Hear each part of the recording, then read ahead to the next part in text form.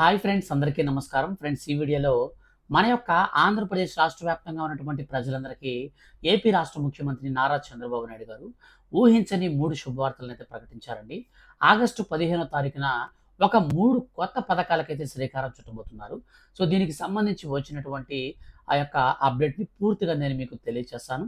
అలాగే ఈ యొక్క 3 పథకాల ద్వారా ఎవరెవరు ఎంత మేరకు లబ్ధి పొందబోతున్నారు, 3 పథకాల కింద మన యొక్క రాష్ట్ర ప్రభుత్వం ఎంత బడ్జెట్ అనేది వీళ్ళ ఖాతాల్లోకి వేయబోతుంది. ఇట్లాంటి విషయాలన్నీ కూడా కంప్లీట్‌గా నేను మీకు వీడియోలో ఎక్స్‌ప్లెయిన్ అయితే చేస్తాను.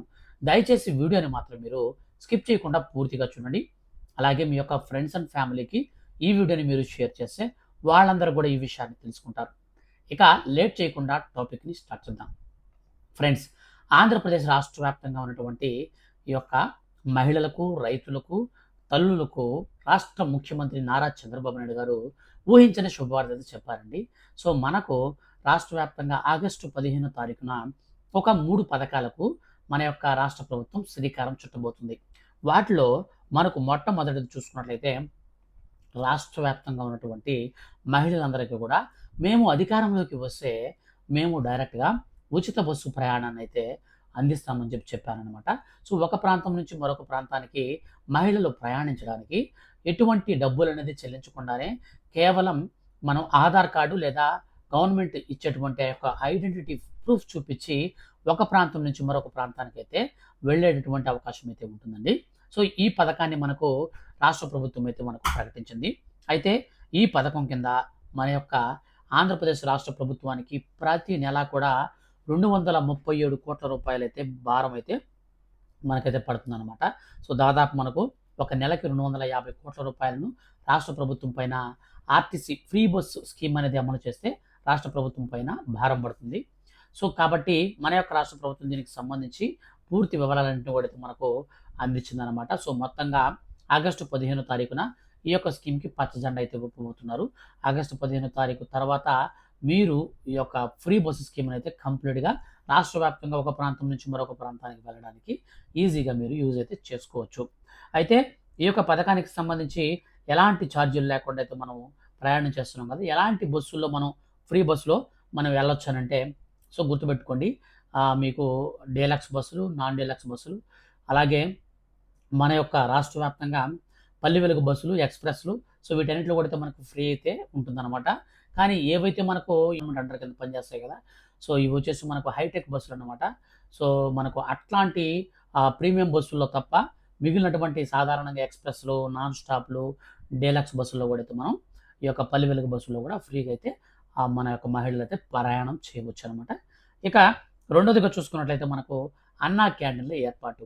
సో అన్నా క్యాంటీన్‌లు వచ్చేసి మన యొక్క రాష్ట్ర వ్యాప్తంగా 100 క్యాంటీన్‌లు అయితే మనకు స్టార్టింగ్‌లో ప్రారంభించబోతున్నారు. గత ప్రభుత్వం హయాంలో ఎక్కడెక్కడ అన్నా క్యాంటీన్‌లు ఉన్నాయో అదే ప్లేసుల్ని ఇప్పుడు మళ్ళీ తీసుకున్నారు. సో ఆ యొక్క ప్లేసుల్లో తీసుకొని ఇప్పుడు అన్నా క్యాంటీన్‌లు అయితే మనకు అమలు చేస్తున్నారు. దీనికి సంబంధించి ఆల్రెడీ ఒక కాంట్రాక్టర్ కూడా ఇచ్చేసారనమాట. సో ఈ యొక్క అన్నా క్యాంటీన్‌ల బాధ్యత అంతా కూడా అయితే సో మనకు తక్కువ డబ్బులకే మనకు భోజనం అయితే ఉంటుంది, టిఫిన్ ఉంటుంది, భోజనం ఉంటుంది, నైట్ డిన్నర్ అన్నమాట మనకు. సో 3 పూట్ల తక్కువ డబ్బులతోనే మనం తినగలిగేటువంటి అవకాశం అయితే ఉంటుందన్నమాట. సో ఇక మన యొక్క రాష్ట్ర వ్యాప్తంగా ఉన్నటువంటి ఈ యొక్క అన్నా క్యాంటీన్‌కి సంబంధించి చూసుకుంటే రేట్ వచ్చేసి మనకు రూ. 5 గాని లేదా రూ. 10 గాని పెట్టేటువంటి అవకాశం అయితే ఉంటుంది. సో అంతకు మించి ఎక్కువ డబ్బులైతే మనకు పెట్టరన్నమాట. ఇక మనకు మూడోదిగా చూసుకున్నట్లయితే రాష్ట్ర వ్యాప్తంగా ఉన్నటువంటి రైతులందరికీ సంబంధించి కూడా ఒక శుభవార్త అయితే వచ్చిందండి. సో రైతులు ఎవరైతే ఉంటారో అటువంటి వారందరూ కూడా చాలా రోజుల నుంచి ఎదురు చూస్తున్నారు. ఎందుకంటే వర్షాలు బాగా పడ్డాయి ఈసారి. ఖరీఫ్ సీజన్ కూడా స్టార్ట్ అయిపోయింది. ఖరీఫ్ సీజన్‌కి సంబంధించినటువంటి పనులన్నిటిని కూడా రైతులందరూ కూడా అయితే స్టార్ట్ చేస్తున్నారు. సో ఈ ఖరీఫ్ సీజన్‌కి సంబంధించినటువంటి పనులు స్టార్ట్ చేసేటప్పుడు మన యొక్క రాష్ట్ర ప్రభుత్వం ఈ కీలక నిర్ణయం అయితే తీసుకుందనమాట. సో ఈ యొక్క కీలక నిర్ణయంలో భాగంగానే మన యొక్క రాష్ట్ర ముఖ్యమంత్రి నారా చంద్రబాబు నాయుడు గారైతే ఇప్పుడు ఎవరైతే రైతులు పంట నష్టపోయి ఉంటారో అటువంటి వారందరూ కూడా ఇన్పుట్ సబ్సిడీ అమౌంట్ అయితే ఆగస్టు 15వ తారీఖు అంతా కూడా అయితే అందరి ఖాతాల్లోకి వేయాలని అధికారులు ఆదేశాలు జారీ చేశారు. సో అందులో భాగంగానే ఇప్పుడు మన యొక్క రాష్ట్ర ప్రభుత్వం కేవలం 637 కోట్ల రూపాయలనైతే మరో 2 రోజుల్లో కూడా విడుదల చేస్తామని చెప్పేసి చెప్పడం జరిగింది. పంట నష్టపోయిన రైతులకేనండి, ఇది అందరికీ కాదు.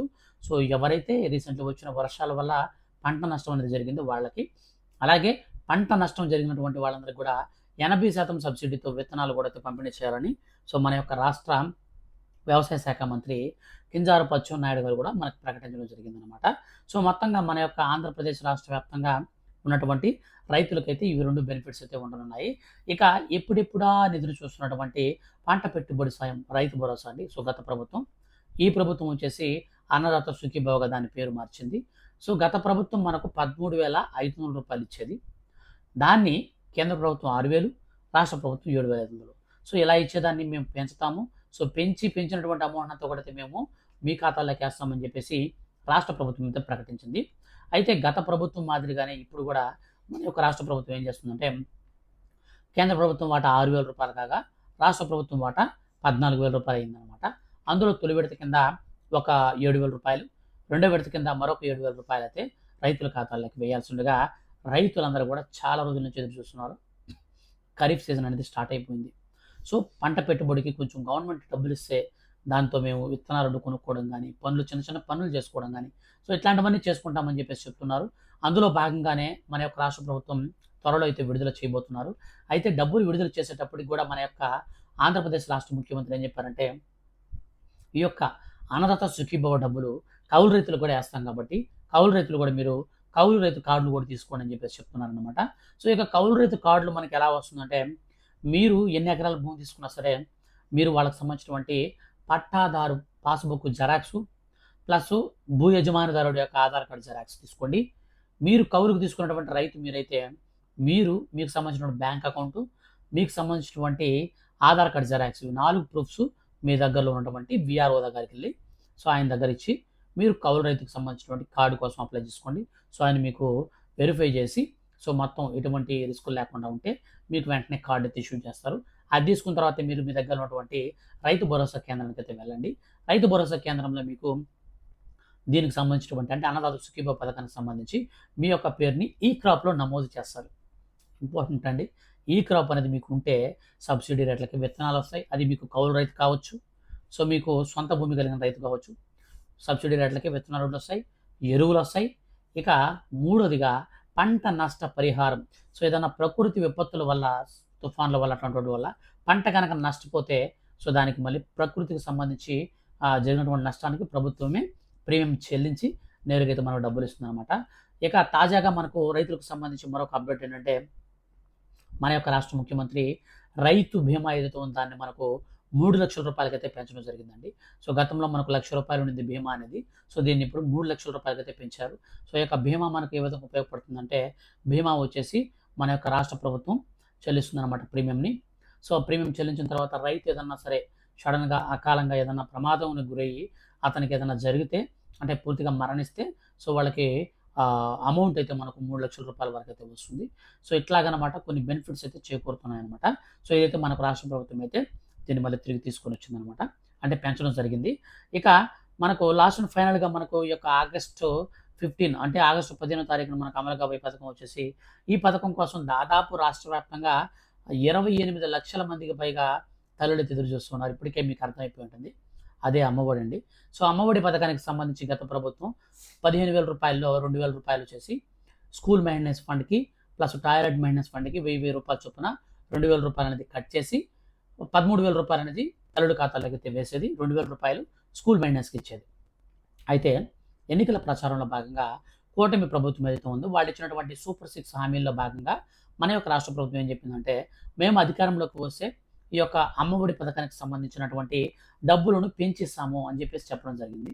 సో అదేవిధంగా ఇప్పుడు ఎంత పెంచుతారంటే 13,000 కదా గతంలో వేస్తుంది, 2,000 రూపాయలు పెంచి 15,000 రూపాయలు అనేది వేస్తాము. కుటుంబంలో ఎంతమంది ఉంటే అంతమందికి కూడా ఈ యొక్క 15,000 రూపాయలు అందిస్తామని మన యొక్క రాష్ట్ర ప్రభుత్వం అయితే గతంలో ప్రకటించింది. ఇప్పుడు చాలా మందిలో ఉండే క్వశ్చన్ ఏంటంటే అందరికీ ఇస్తారా? ఇస్తే కుటుంబంలో ముగ్గురుంటే ముగ్గురికి ఇస్తారా? నలుగురుంటే నలుగురికి ఇస్తారా? ఒకవేళ మా కర్మదారికి 5 మంది పిల్లలు ఉన్నారనుకోండి 5 మందికి ఇస్తారా? అసలు మాకు క్లారిటీ ఇవ్వండి బ్రదర్. చాలామంది కామెంట్స్ పెడుతున్నారు, పర్సనల్గా కొంతమంది ఫోన్స్ కూడా చేస్తున్నారండి. సో మొత్తంగా చూసుకుంటే ఎంతమందికి ఇస్తారనే దానికి సంబంధించి మన యొక్క రాష్ట్ర ప్రభుత్వం ఏం చెప్తుందంటే రీసెంట్లీ అసెంబ్లీలో కూడా నారా లోకేష్ గారికి కూడా ఈ యొక్క క్వశ్చన్ అనేది వేస్తే సో ఆయన ఏ విధంగా స్పందించారంటే సో మేము ఇచ్చిన మాటకు కట్టుబడి ఉన్నాం. కుటుంబంలో ఎంతమంది ఉన్నా సరే ఈ యొక్క అమ్మఒడి అనగా తల్లికి వందనం పేరుతో ఈ పథకాన్ని మేము తీసుకొస్తున్నాం, అందరికీ కూడా డబ్బులు ఖచ్చితంగా ఇస్తామని చెప్పేసి మన యొక్క రాష్ట్ర మనకు మంత్రి అయినటువంటి ఈయన నారా లోకేష్ గారు అయితే చెప్పారనమాట. సో, ఇంకా ఆయనే కాకుండా ఇంకా చాలామంది కూడా చెప్పారు. అమ్మఒడి అందరికి ఇస్తాము, మీరు టెన్షన్ పడబాకండి అని చెప్పారు. వాలంటీర్ పోస్టింగ్‌లు కూడా మేము ఇస్తాము, మీరు టెన్షన్ పడబాకండి అని హామీలైతే ఇస్తున్నారు గానీ, ప్రస్తుతానికి రాష్ట్రంలో సర్దుబాటయ్యేటువంటి నిధులైతే కొంచెం కొరత ఉందండి. సో, టోటల్‌గా చూసుకుంటే నిధులు కొరత ఏర్పాటవుతుంది. సో, ఆ నిధుల కొరత వలన మన యొక్క రాష్ట్ర ప్రభుత్వం ముందడుగైతే వేయలేకపోతుంది. మొత్తం మీద మన యొక్క రాష్ట్ర ప్రభుత్వం ఫైనల్‌గా ఏం చెప్పిందంటే, ఎవరైతే 75% అటెండెన్స్ కలిగి రెగ్యులర్‌గా స్కూల్‌కెళ్ళే పిల్లలుంటారో, అటువంటి వారిని తల్లికి వందనం పథకం కింద అర్హులుగా గుర్తిస్తాం. ఇక రెండోదిగా తల్లి యొక్క ఆధార్ కార్డు, తల్లికి రేషన్ కార్డ్ అనేది ఖచ్చితంగా కలిగి ఉండాలి. ఇక మూడోదిగా తల్లి ఆధార్ కార్డ్‌కి, స్టూడెంట్ ఆధార్ కార్డ్‌కి అడ్రస్ ప్రూఫ్ అనేది ఖచ్చితంగా ఒకటే ఉండాలి. బాగా గుర్తుపెట్టుకోండి. తల్లికొచ్చేసి మీకు ఎగ్జాంపుల్ చెప్తాను మీకు అర్థం అవ్వడానికి. తల్లికొచ్చేసి ఒక జిల్లా పేరు, ఒక అడ్రస్ ఉండిందనుకోండి. వాళ్ళ బిడ్డకొచ్చేసి వేరే జిల్లాకు సంబంధించి ఉంటే అది వర్కౌట్ అవ్వదండి. సో, తల్లికి, బిడ్డకి మాక్సిమం ఒకే అడ్రస్ ప్రూఫ్ అనేది ఉండాలి. సో, వాళ్ళొక ప్రాంతంలో నివాసి అయి ఉన్నట్టనమాట. సో, ఇలాగైతే ఉండాలి. ఇక 10 సంవత్సరాల నుంచి ఇప్పటి వరకు ఆధార్ కార్డ్ అప్డేట్ చేసుకోకుండా ఉంటే, తల్లులు వెంటనే వెళ్ళి బయోమెట్రిక్ అనేది అప్డేట్ చేసుకోవాలి. సో, అప్డేట్ చేసుకున్న వారికి మాత్రమే ఈసారి ఈకేవైసీ అనేది వర్కౌట్ అవుతుంది. సో, ఈకేవైసీ చేసుకునే దానికి మీకు ఖచ్చితంగా 10 ఇయర్స్ కంటే బిలో గనక మీరు అప్డేట్ గనక చేసుకోకుండా ఉంటే వెంటనే వెళ్ళి చేసుకోండి. ఇక రేషన్ కార్డ్ అనేది ఖచ్చితంగా చేశారండి. గవర్నమెంట్ ఉద్యోగులకు, ప్రభుత్వ పెన్షనర్లకు ఈ పథకం అయితే వర్తించదు. ప్రభుత్వ పెన్షనర్లు అంటే ప్రతి నెల మనం ఒకటో తేదీ తీసుకుంటాం కదా! వాలంటీర్లు గానీ, సచివాలయాల ద్వారా గానీ పెన్షన్లు. సో, అవి కాదండి. సో, వాళ్ళకి డైరెక్ట్‌గా బ్యాంక్ అకౌంట్‌లో పడుతుంది. వాళ్ళు గవర్నమెంట్ జాబ్ హోల్డర్స్ అనమాట. సో, గవర్నమెంట్‌లో ఎంప్లాయీస్‌గా ఉండి వాడు రిటైర్డ్ అయ్యి పెన్షన్ వస్తుంది కదా! సో, ఆ పెన్షన్ అనమాట ప్రభుత్వ పెన్షన్. సో, తర్వాత వచ్చేసి మనకు ఈ యొక్క గవర్నమెంట్ ఉద్యోగస్తుల్లో, ప్రభుత్వ ఉద్యోగస్తుల్లో మున్సిపాలిటీ కార్మికులకైతే మనకు వెసులుబాటు కల్పించారండి. మున్సిపాలిటీ కార్మికులు వారి పిల్లలకైతే అమౌంట్ పడుతుంది. ఇక 4 చక్రాల వాహనం అంటే మనకు ఈ యొక్క కార్లు ఇలాంటివైతే ఉండకూడదనమాట. సో, కార్లు గనక మీకు ఒకవేళ ఉంటే యెల్లో కలర్ బోర్డ్ కలిగిన కార్ ఉంటే నో ప్రాబ్లమ్. అట్లా కాకుండా వైట్ కలర్ బోర్డ్ ఉంటే మీకు ఇమ్మీడియేట్‌లీ రేషన్ కార్డ్ అయితే బ్రేక్ అవుతుంది. రేషన్ కార్డ్ బ్రేక్ అయిపోయిందంటే మీకు స్కీమ్ కూడా ఆగిపోతుంది. సో, తర్వాత మీ పేరు మీద వచ్చేసి కరెంట్ బిల్ వచ్చేసి 300 యూనిట్ల కంటే ఎక్కువైతే ఉండకూడదనమాట. సో, ఇలాంటి కొన్ని కొత్త రూల్స్‌ని అయితే మనకు మార్పులు చేర్పులు అయితే చేస్తూ ఉన్నారు. సో, మొత్తంగా మనకు ఈ నెల 15వ తారీఖు అంతా కూడా ఈ యొక్క రూల్స్ అన్నిటిని కూడా క్లియర్ చేసి అర్హులనైతే ఫైనల్‌గా మనకు ప్రకటిస్తారండి. సో, అటెండెన్స్ అనేది మస్ట్ అండ్ షుడ్ బి అయితే చూస్తున్నారు. సో, గత ప్రభుత్వం కూడా మనకు అటెండెన్స్ ప్రకారంగా ఇచ్చింది. అయితే 75% అటెండెన్స్ కంటే తగ్గితే మాత్రం ఖచ్చితంగా ఈ యొక్క తల్లికి వందనం పథకం అయితే ఆగిపోతుంది. ఈ పథకాన్ని మనకు ఈ నెల 15వ తారీఖునైతే మనకు అమలు చేసే అవకాశం స్పష్టంగా కనిపిస్తుంది. ఇప్పటికే మన యొక్క రాష్ట్ర ప్రభుత్వం ఈ పథకం పైన పూర్తి విధి విధానాలు కూడా అయితే మనకు ఖరారు చేసి నోటిఫికేషన్ కూడా అయితే మనకు ఆదేశాలను కూడా అయితే జారీ చేయబోతున్నారనమాట. సో, ఇదండి మొత్తంగా మనకు ఆగస్టు 15వ తారీఖున అమలు కావాల్సినటువంటి పథకాలు, వాటికి సంబంధించినటువంటి పూర్తి వివరాలు. ఈ వీడియో మీ యొక్క ఫ్రెండ్స్ అండ్ ఫ్యామిలీలో ఎవరైనా సరే ఇంకా వెయిట్ చేస్తూ ఉంటారు. అలాగే మనకు ఇంకొకటి కూడా ఉందండి. వాలంటీర్‌లకు సంబంధించి కూడా ఉంది. వాలంటీర్‌లకు సంబంధించి కూడా ఫైనల్ డిసిషన్ అనేది ఆగస్టు 15వ తారీఖు పైనైతే వస్తుంది. సో, మీకు కూడా వాలంటీర్‌లు ఉన్నా గానీ మన ఛానల్ అయితే మీరు సబ్స్క్రైబ్ చేసుకోండి. నేనైతే మీకు ఎప్పటికప్పుడు వీడియోస్ తెలియజేస్తూ ఉంటాను. సో, మహిళలున్నా, రైతులున్నా, అలాగే వాలంటీర్లు ఉన్నా సరే, ఏ చిన్న అప్డేట్ వచ్చినా సరే ప్రభుత్వం నుంచి వాళ్ళ నోట్లో నుంచి అటు రావడం, మన ఛానల్‌లో ప్రత్యక్షం అవ్వడం. సో, ఏమాత్రం గ్యాప్ ఉండదు. కాబట్టి దయచేసి మీరు సబ్స్క్రైబ్ చేసుకొని రెగ్యులర్‌గా మన ఛానల్‌ని అయితే వాచ్ చేస్తూ ఉండండి.